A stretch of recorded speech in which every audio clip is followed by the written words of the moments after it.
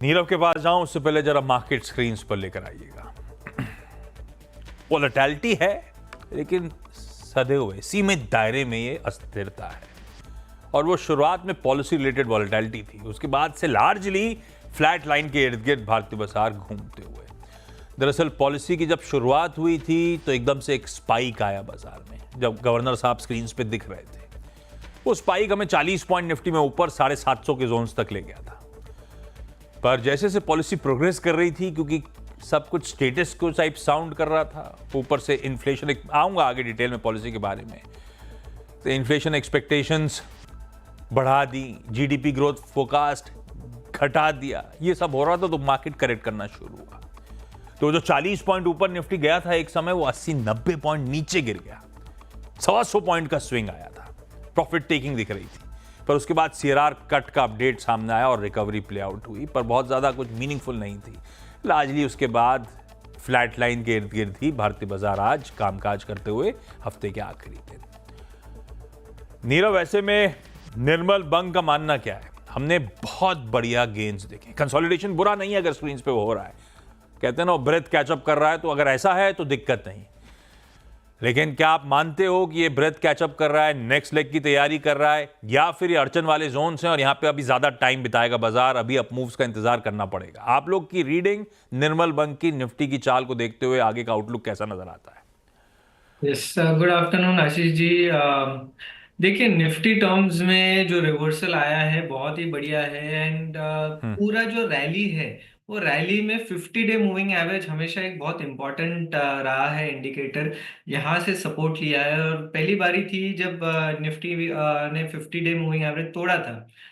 मगर कल एक इम्पॉर्टेंट डे था क्योंकि ये वापस 50 डे मूविंग एवरेज रीगेन हो गया है, उसके ऊपर निकल गई है Nifty, which is very very important. और हमारे हिसाब से 25,200 से 25,500 ये लेवल्स आ सकते हैं। जो ओपन इंटरेस्ट है eight this point of time, ये भी यही बता रहा है कि एटलीस्ट 25,000 25,200 आना चाहिए, क्योंकि काफ़ी समय से जो कॉल्स था उसमें लिक्विडेशन देख रहे थे और 25,000 में हाईएस्ट कॉल बिल्टअप है। तो अभी के लिए देखिए, नो डाउट आज एकदम सीमित दायरे में ट्रेड हो रहा है, पर मेरे हिसाब से यहाँ से बाइंग करनी चाहिए।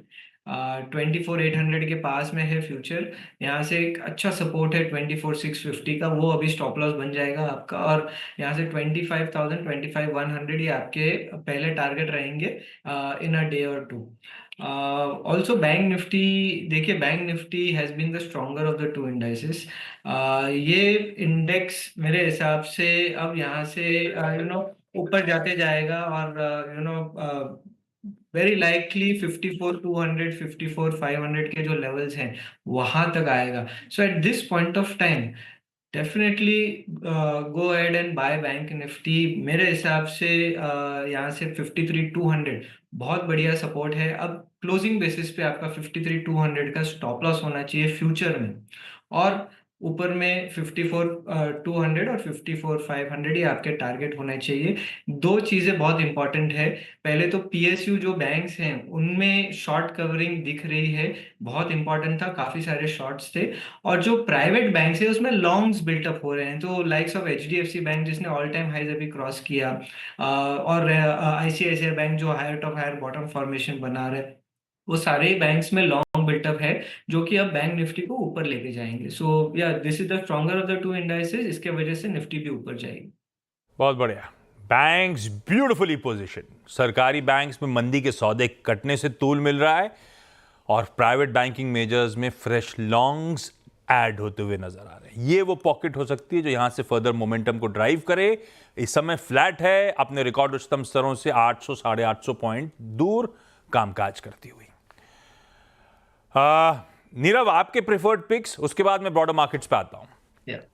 तो देखिए, मेरे हिसाब से ओएमसीज में एक बॉटम बन चुका है और एक बहुत बढ़िया रिवर्सल दिख रहा है। तो पहला जो पिक रहेगा आईओसी में रहेगा। मेरे हिसाब से एटलीस्ट अपने 50 डे मूविंग एवरेज तक ये स्टॉक जाएगा। तो करंट लेवल से आप आईओसी खरीद सकते हैं। 138 का स्टॉप लॉस लगाइए, 153 का इसमें टारगेट रहेगा। दूसरा जो पिक है वो एलटीएफ में रहेगा, एलएनटी फाइनेंस में। ये एक स्टॉक है जो जिसने बहुत बड़ा डाउनफॉल देखा अराउंड 180-185 से, और स्टॉक 140 के पास में आया जो कि लॉन्ग टर्म सपोर्ट है, और वहां से घूमा। बहुत बढ़िया रिवर्सल इसमें भी दिख रहा है, ऑलमोस्ट सिमिलर पैटर्न है to IOC, and I believe ये स्टॉक भी ऊपर में अराउंड 160 तक जा सकता है। तो करंट लेवल से आप एलटीएफ भी खरीद सकते हैं। 142 का स्टॉप लॉस रहेगा, 160 का टारगेट रहेगा। ओके, लेकिन अब जरा आज का जो सबसे इंपॉर्टेंट इवेंट था, क्रेडिट पॉलिसी। गवर्नर शक्तिकांता दास साहब और उनकी एमपीसी की 3 दिवसीय बैठक खत्म हुई और फैसला सामने आया। दरों में कोई बदलाव नहीं, as expected. Repo rate unchanged 6.5% पे। पॉलिसी के स्टैंड में कोई बदलाव नहीं करा, रिटेन करा न्यूट्रल का स्टैंड। हां, फोरकास्ट में बदलाव हुए। इन्फ्लेशन बढ़ा दिया गया, जीडीपी फोरकास्ट रिड्यूस कर दी गई। जहां तक इन्फ्लेशन की बात है, FY25 इस फाइनेंशियल ईयर का inflation forecast, CPI forecast revise कर दिया गया 4.5% से बढ़ाकर 4.8% पे। Q3 Q4 दोनों के अपवर्ड रिविजन्स देखने को मिले, और 4.8% मतलब आरबीआई का जो कंफर्ट लेवल है 4%, उससे कहीं ऊपर।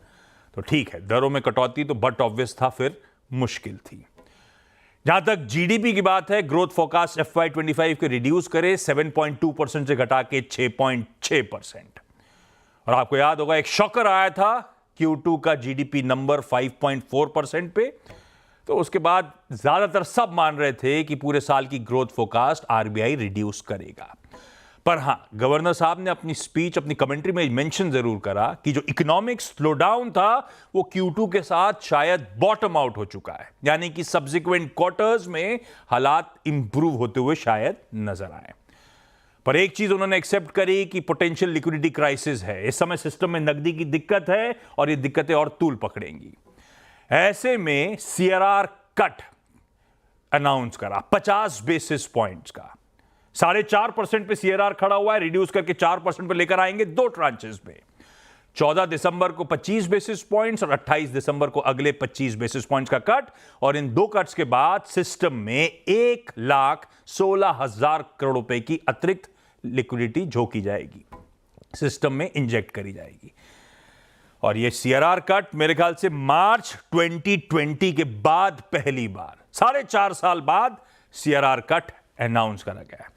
लार्जली एक्सपेक्टेड लाइंस पे ये पॉलिसी अनाउंसमेंट, कहना चाहिए एक बढ़िया बैलेंसिंग एक्ट, और फाइनली कहा जा सकता है अब ग्राउंड तैयार हो रहा है शायद अगले साल की पहली छमाही में दरों में कटौती का।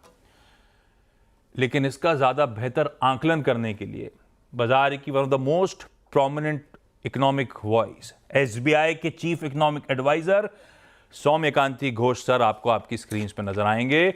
सौम्य sir, thank you so much जुड़ने के लिए। कहूं क्या ऐसे बढ़िया बैलेंसिंग एक्ट, आप ऐसा मानते हो क्या? और ज्यादा इंपॉर्टेंट, पॉलिसी के बाद हम सबके जहन में एक ही सवाल है, दरों में कटौती, क्या उसकी शुरुआत की सुबुगाहट इस पॉलिसी ने दे दी क्या? धन्यवाद। नहीं, जो पॉलिसी था ऑन एक्सपेक्टेड लाइन पे था, तो ग्रोथ प्रोजेक्शंस का डाउनवर्ड रिवीजन होना ही था। लेकिन इसके ऊपर हम डिबेट कर सकते हैं कि ग्रोथ प्रोजेक्शन जो डाउनवर्ड रिवीजन है उससे भी ग्रोथ 6.6% होगा कि नहीं, क्योंकि अगर आप थर्ड एंड फोर्थ क्वार्टर देखें, ग्रोथ पे रिकवरी तो आएंगे, लेकिन थर्ड एंड फोर्थ क्वार्टर में जो आपको बेस इफेक्ट है क्वार्टर 3 में सबसे ज्यादा है 8.4%। तो उसके चलते मुझे लगता है कि ग्रोथ में अभी भी ग्रोथ बॉटम आउट हो गया, लेकिन अभी भी ग्रोथ में जो आपको स्लो डाउन है, आरबीआई भी एक्नॉलेज किया प्रेस कॉन्फ्रेंस कि अर्बन डिमांड में काफी स्लो डाउन हुआ है बिकॉज ऑफ इन्फ्लेशन। तो इसी चलते मुझे लगता है कि ग्रोथ नंबर्स पे थोड़ा सा और घटौती हो सकते हैं पूरा साल के लिए जब सीएसओ नंबर लेके आएंगे। तो लेकिन हाँ, नहीं आप प्लीज कंटिन्यू। हाँ, तो ये तो पहले बात है। सो ग्रोथ थोड़ा सा ऊपर है, और इन्फ्लेशन में जो है, इन्फ्लेशन तो नीचे आएंगे, लेकिन बात यह है कि फूड इन्फ्लेशन बहुत ज्यादा स्टिकीनेस देखा है लास्ट 1-2 साल में, और कितना जल्दी नीचे आएंगे अभी एक चिंता का विषय है। एंड मुझे लगता है कि अभी जो इन्फ्लेशन का ट्रैजेक्टरी है इस साल 5% के आसपास रहेंगे। उसके लिए आरबीआई ने देखा कि 4.8% तक उन्होंने इन्फ्लेशन नंबर्स को अपवर्ड रिवीजन किया। उसका मतलब कि लास्ट कुछ महीने में 5% रहेंगे। तो फरवरी में जो रेट कट है उसके लिए हम अभी हम फरवरी का रेट कट हम लोग का कॉल है, बट बहुत कुछ डिपेंड करेंगे कैसे आपको इन्फ्लेशन ट्रेजेक्टरी बिहेव करते हैं अगले कुछ महीने में। हाँ, इन्फ्लेशन ट्रेजेक्टरी कैसे बिहेव करता है, और बड़ी एक्सटर्नल रिस्क सामने खड़ी है, वो डॉलर की एक्सट्रीम वॉलेटिलिटी। और आगे चलते हुए तो जब ट्रम्प साहब 20 जनवरी को पदभार संभाल लेंगे तो पता नहीं डॉलर का बिहेवियर कैसा होगा। डॉलर का स्टेबलाइज होना भी बहुत इंपॉर्टेंट है सारे दुनिया भर के बाकी सेंट्रल बैंकर्स के लिए। पर एक तो Q2 में सौम्या सर वो डराने वाले जीडीपी के आंकड़े और जो आरबीआई के ग्रोथ फोरकास्ट हैं उसको भी मीट अप करना थोड़ा सा चैलेंजिंग लग रहा है, आपकी बात सुन के लग रहा है। तो ऐसा तो नहीं हम लोग थोड़ा बिहाइंड द कर्व हैं? और क्या फरवरी में जब 25 बेसिस पॉइंट, अप्रैल में 25 बेसिस पॉइंट, 25 अगले साल की पहली छमाही में एक्सपेक्ट करूं क्या? देखिए, इसे बोलना मुश्किल है कि अप्रैल में कैसे होगा ना फरवरी में होगा, लेकिन सबसे लाइकली है फरवरी में रेट कट। हो सकता है कि रेट कट का जो मैग्नीट्यूड हो थोड़ा सा बड़ा हो 25 बेसिस पॉइंट्स पे, क्योंकि एक बात आपको मानना है कि काफी सारे सेंट्रल बैंक ट्रम्प आने का पहले ही रेट कट उन्होंने किया है। उन्होंने फ्रंट लोड करना चाहा, एक्सपेक्टेशंस की उसका करेंसी को प्रेशर आएगा। एक आर्गुमेंट आप दे सकते हैं कि अगर ट्रम्प आ जाते हैं, डॉलर स्ट्रेंथन होता है, हम रेट काटेंगे कि नहीं काटेंगे। लेकिन अगर आप पुराना हिस्ट्री देखे 2018 में भी ऐसे हुआ था, लेकिन उसी टाइम में सब लोग सोच रहे थे कि आरबीआई रेट इंक्रीज करेंगे because of to protect the currency, लेकिन आरबीआई ऐसे कुछ नहीं किया था। तो आई थिंक आरबीआई का जो फोकस है पूरा इन्फ्लेशन, डोमेस्टिक इन्फ्लेशन के ऊपर है। तो अगर एक्सचेंज रेट के वोलेटिलिटी भी आएंगे, मुझे नहीं लगता है कि उसके साथ रेट कट का कोई रिलेशन उतना ज्यादा नहीं रहेंगे फरवरी में। तो फरवरी उसके लिए हम लोग कॉन्फिडेंट है कि फरवरी में एक रेट कट होने वाला है। कितना रेट कट होगा, 25-50 पूरा साइकिल में, और नहीं तो 75, ये एक डिबेट है। लेकिन हम लोग का मानना है कि रेट कट थोड़ा सा 50 बेसिस पॉइंट से ज्यादा भी हो सकता है, क्योंकि अगर 4% आपको इन्फ्लेशन प्रोजेक्शन अगले साल का है, उसका मतलब कि आपको रेट कट का जो मैग्नीट्यूड है वो 75 बेसिस पॉइंट भी हो सकते हैं ओवरऑल साइकिल में। और फरवरी में जब पॉलिसी की बात आ रही होगी तब तक तो खैर बजट भी सामने आ चुका होगा, तो और क्लैरिटी होगी आरबीआई और उनकी एमपीसी के पास। एक सवाल और था पर किसी और दिन, कुछ क्लैरिटी आई क्या गवर्नर सर के एक्सटेंशन रिलेटेड? नहीं, इसके ऊपर तो गवर्नर ही बोल दिया है, तो ये मॉनेटरी पॉलिसी का बात हम करते हैं। तो आपको ना बिल्कुल ठीक है, मैंने इसलिए कहा था किसी और दिन। बस Saumya sir, thank you so much जुड़ने के लिए। तो मोस्ट इन ऑल लाइकलीहुड फरवरी में एटलीस्ट एसबीआई ये फैक्टर इन करके चल रहा है कि फरवरी में दरों में कटौती की शायद शुरुआत हो, पर इफ्स एंड बट्स अभी भी काफी। ब्रेक ले रहा हूं, ब्रेक के उस पार चर्चा मार्केट्स पे जारी रखेंगे।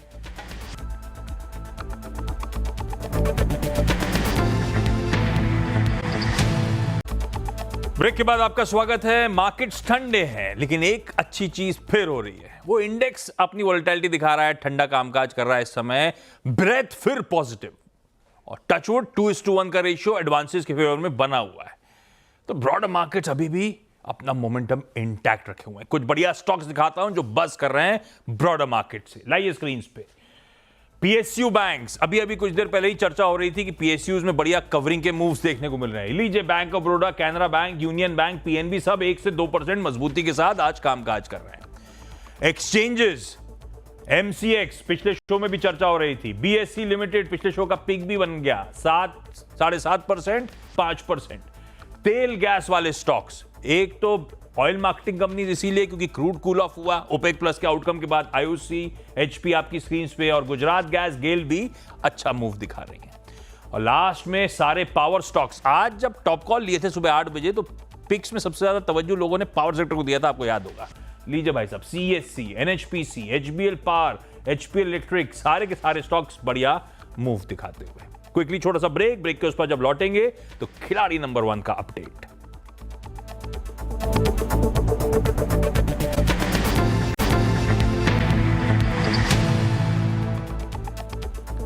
चलिए भाई, ब्रेक के बाद आप सबका स्वागत है और खिलाड़ी नंबर 1 का अपडेट वो आपकी स्क्रीन पर आ जाएगा। आज है फ्राइडे, मुकाबले का आखिरी दिन और क्लियर कट विनर दिख रहा है स्क्रीन पे, फिर भी इंतजार करेंगे वर्डिक्ट देने के लिए।